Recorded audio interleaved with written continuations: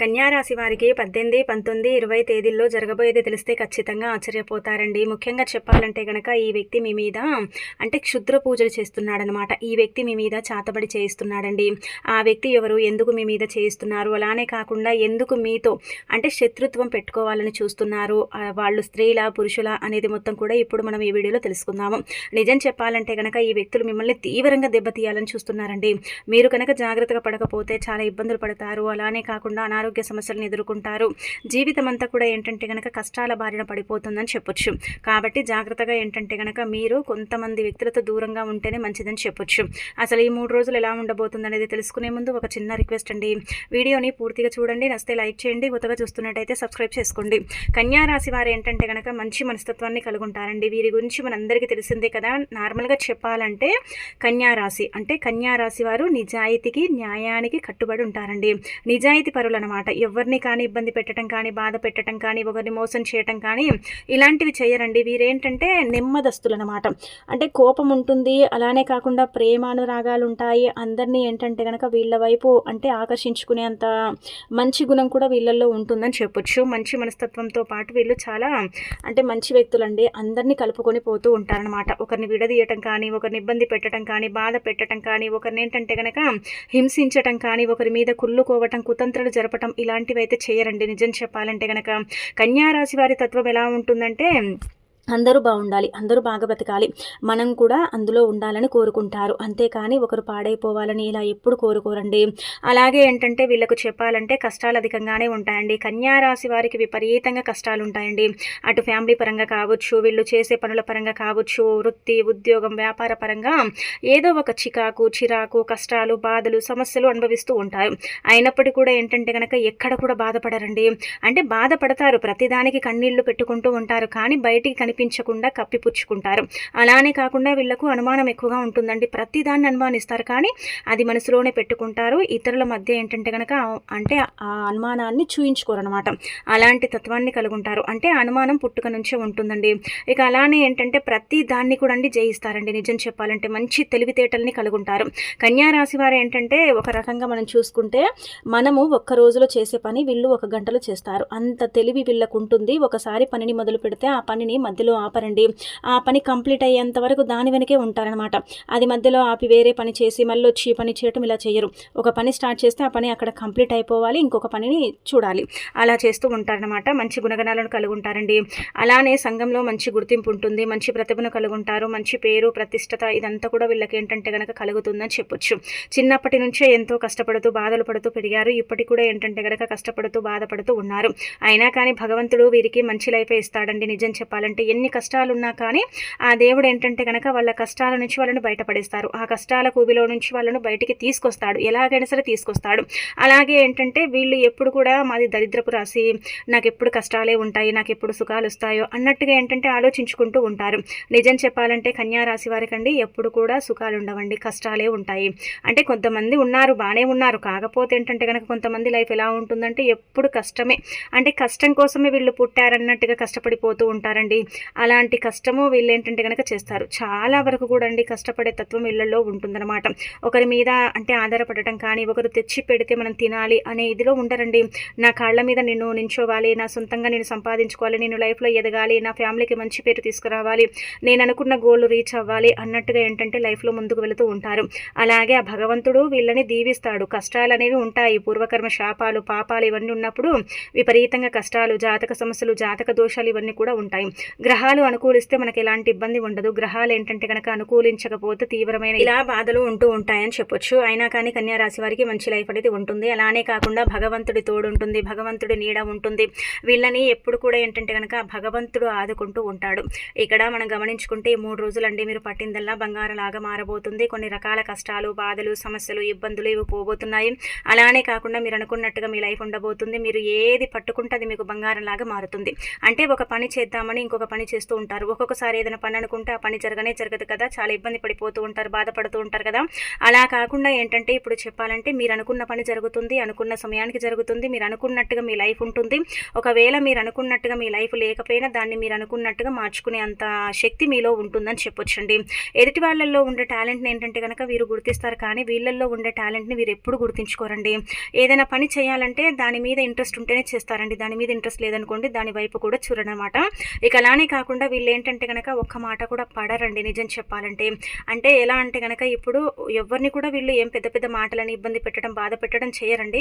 మెత్తటి హృదయాన్ని కలిగి ఉంటారనమాట. అందరినీ ఆదరించే గుణం అనమాట. అందరినీ దగ్గరికి తీసుకునే గుణగణాలను వీళ్ళు కలిగి ఉంటారు. అందరికీ హెల్ప్ చేసే గుణం కూడా వీళ్ళల్లో ఉంటుందని చెప్పొచ్చు. నిజం చెప్పాలంటే కన్యా రాశి వారు చాలా గొప్ప వ్యక్తులని కూడా చెప్పుకోవచ్చు. కన్యా రాశి వారు ఏంటంటే కనుక ఎవరికైనా ఏదైనా జరిగితే వీళ్ళకే జరిగినట్టు బాధపడిపోతూ ఉంటారు, ఫీల్ అవుతూ ఉంటారు. అలానే వీళ్ళకు తోచిన హెల్ప్ చేస్తూ ఉంటారు. ఇటు బంధువర్గం నుంచి కూడా మంచిగా సపోర్ట్ ఉంటుంది, కానీ వీళ్ళ శత్రువులు వీళ్ళ వెనకే ఉంటారు. ఫ్యామిలీలో కూడా ఏంటంటే కనుక మంచి అభిమానం ఉంటుంది, కాకపోతే ఏంటంటే కనుక అక్కడ కూడా శత్రువులు ఉంటారు. ఫ్రెండ్స్లో కూడా అండి బాగానే వీళ్ళకు సపోర్ట్ ఉంటుంది, అంతా ఉంటుంది, కాకపోతే అక్కడ కూడా శత్రువులు ఉంటారనమాట. శత్రుత్వం అనేది విపరీతంగా ఈ కన్యా రాశి వారికి ఉంటుంది. వీళ్ళు ఎవ్వరికి కూడా ఎలాంటి హాని చేయరండి నిజం చెప్పాలంటే. కాకపోతే ఏంటంటే కనుక ఉంటుంది కదా కొంతమందికి వీరు లైఫ్లో ఎదగకూడదు, బాగుపడకూడదు, మంచిగా బ్రతకకూడదు, ఎప్పుడు కూడా ఏంటంటే కనుక పేదరికంలోనే ఉండాలి, పేదరికంలోనే కూడుకుపోవాలని భావించుకునే వారు కూడా ఉంటారు. వీళ్ళ చుట్టుపక్కల చాలా మంది కూడా ఏంటంటే కనుక వీరు పాడైపోవాలని కోరుకునే వాళ్ళే ఎక్కువగా ఉన్నారు. అంటే వీళ్ళు లైఫ్లో ఎదగాలని ఎవ్వరికి కూడా ఉండదండి. వీళ్ళు చెడిపోవాలి, వీళ్ళు పాడైపోవాళ్ళు, వీళ్ళు ఏంటంటే కనుక లైఫ్లో ముందుకు వెళ్ళకూడదని చాలా మందికి కూడా ఉంటుందన్నమాట. ఎలాగైనా సరే వీళ్ళ ఎదుగుదలను ఆపేయాలని చూస్తూ ఉంటారు. కానీ భగవంతుడు అనేవారు ఉన్నారు కదండి, భగవంతుడు ఏదో ఒక దారిన ఏంటంటే కనుక వీళ్ళను లైఫ్లో ముందుకు అంటే తీసుకెళ్లేలాగా చేస్తాడనమాట. ఇక అలానే ఈ 3 రోజులు కూడా అండి మీకు చెప్పాలంటే మీ ఇంట్లో వాళ్ళే అండి, అంటే మీ బంధువర్గం నుంచే మీ మీద ఏంటంటే కనుక చాతబడి చేస్తున్నారండి. అది కనుక మీరు చూసుకోకపోతే చాలా ఇబ్బంది పడతారండి, బాధపడతారండి. లైఫ్ అంతా కూడా ఏంటంటే కనుక చాలా దీన పరిస్థితిలో పడిపోతుందన్నమాట. ఇంకా ఆ తర్వాత వచ్చేసి కొంతమందికి ఇప్పటికే ఈ చేతబడి జరిగి ఉండొచ్చు, కొంతమందికి జరిగే అవకాశాలు ఉన్నాయి, కాబట్టి కొంచెం జాగ్రత్త పడండి. ముఖ్యంగా ఫ్యామిలీ పరంగా బాగుంటుందండి, పెద్దగా ఇబ్బందులు లేవు. కానీ నాన్న తరపు నుంచి ఏంటంటే కనుక కొంచెం అంటే ఇటు మనం చూసుకుంటే అమ్మ నాన్న తరపు నుంచి కొంచెం అనారోగ్య సమస్యలు వచ్చే అవకాశాలు కనిపిస్తున్నాయి, కాబట్టి కొంచెం జాగ్రత్త పడండి. అంటే వాళ్ళకి ఏంటంటే కనుక చెప్పండి, సమయానికి ఆహారం తీసుకోండి, చక్కగా ఉండండి అన్నట్టుగా ఏంటంటే మీరు సలహాలు సూచనలు ఇవ్వండి. అలానే కాకుండా వాళ్ళ తరపు నుంచి కొంచెం అనారోగ్య సమస్యలు వచ్చే అవకాశం అయితే ఉంటుంది. ఇంకా మిగతాది మనం గమనించుకుంటే ఫ్యామిలీ పరంగా బాగుంటుందండి, ఇబ్బంది అయితే పెద్దగా లేదని చెప్పుకోదగ్గ విషయం అనమాట. ఏ పని చేసినా బాగానే కలిసి వస్తుందండి, అంతగా ఏంటంటే కనుక ఇబ్బందికరంగా ఉంటుందని మనం చెప్పట్లేదు. ఏ పని చేసినా పర్వాలేదు, బాగానే ఉంది అన్నట్టుగా మీరు కూడా అంటే హ్యాపీగా ఉంటారు. ఆ పని పరంగా కూడా మీకు మంచి లాభం కూడా కలుగుతుందని చెప్పొచ్చు. పనుల పరంగా బాగా రాణించగలుగుతారు. వృత్తి ఉద్యోగాలలో కూడా బాగా రాణించగలుగుతారండి. ఏ వృత్తి చేసినా కానీ అందులో ఏంటంటే కనుక మీదే విజయం అవుతుంది. ఉద్యోగ పరంగా కూడా ఏంటంటే కనుక ప్రమోషన్స్ రావటం, బదిలీలు అవ్వటం, జీతాలు పెరగటం, పనిచేసే దగ్గర బాస్ నుంచి మంచి ప్రశంసలు అందుకోవటం, పని పెండింగ్లో ఉన్నది పూర్తయిపోవటం. అలానే కాకుండా ఏంటంటే కనుక కొన్ని పనుల వల్ల మీకు చిరాకులు వచ్చి కొంచెం విసుక్కుంటారండి. అదొక్కటి ఏంటంటే తగ్గించుకోండి. పని చేసేటప్పుడు ఏంటంటే ఎక్కువగా ప్రెషర్ అనేది పెరుగుతుంది, కాబట్టి కోపంలో ఏంటంటే మీకు ఒత్తిడి అనేది పెరిగిపోతుంది. అలానే కాకుండా అంటే ఒత్తిడి వల్ల ఏంటంటే కనుక కోపం ఎక్కువగా వస్తుంది, కొంచెం ఇబ్బందికరంగా ఉంటుంది, అన్కంఫర్ట్గా ఫీల్ అవుతూ ఉంటారని చెప్పొచ్చు. ఇదొకటి మీరు అంటే కొంచెం అంటే గమనించుకుంటే సరిపోతుంది, మిగతా అదంతా కూడా బాగానే ఉంటుందని చెప్పొచ్చు. దూర ప్రయాణాలు ఖచ్చితంగా చేయాల్సిన అవసరం అనేది ఉంటుంది, కాబట్టి ప్రయాణాలు చేసేటప్పుడు జాగ్రత్త వహించండి. సీట్ బెల్ట్ లేని ప్రయాణం చేయకండి, హెల్మెట్ పెట్టుకోండి. ప్రయాణం చేసేటప్పుడు జాగ్రత్తలు వహించకపోతే తీవ్రమైన పరిణామాలు ఉంటాయన్నమాట. ఎందుకంటే గ్రహాలన్నీ కూడా మనకు అనుకూలిస్తున్నాయని మనం చెప్పట్లేదు, గ్రహస్థితి కొంచెం ఏంటంటే కనుక తారుమారు అవుతుంది, కాబట్టి కొంచెం ఇబ్బందికరంగా ఉంటుంది. కావున కొంచెం జాగ్రత్త పడాలండి. ఖచ్చితంగా గ్రహాలు ఎప్పుడు ఒకటే స్థాయిలో ఉండవండి. కొన్నిసార్లు గ్రహాలు నీచ స్థాయిలో ఉన్నప్పుడు ఏంటంటే మనకు కష్టాలు, సమస్యలు, బాధలు వస్తాయి. గ్రహాలు మంచి స్థాయిలో ఉంటే మనకంతా కూడా మంచి జరుగుతుంది, అదృష్టం మన వెంటే ఉంటుంది, ఇబ్బంది అనేది ఉండదన్నమాట. ఇది గమనించుకోండి. ఇక్కడ రాహుకేతు ప్రభావాలు తొలగిపోతాయి, అదృష్టం మీ వెంట ఉంటుంది, దురదృష్టం తొలగిపోతుంది, అప్పుల బాధల నుంచి మీరు బయటపడతారు, మీరే అప్పులు ఇచ్చే స్థాయికి వెళతారు, అప్పుడు తీర్చుకునేంత ఇప్పుడు ఏంటంటే గనక శక్తి అనేది లభిస్తుంది. అలానే ఒక చీటీ రూపంలో, ఫైనాన్స్ రూపంలో ఏంటంటే మీ దగ్గరికి డబ్బు వస్తుందని కూడా మనం చెప్పుకోవచ్చు.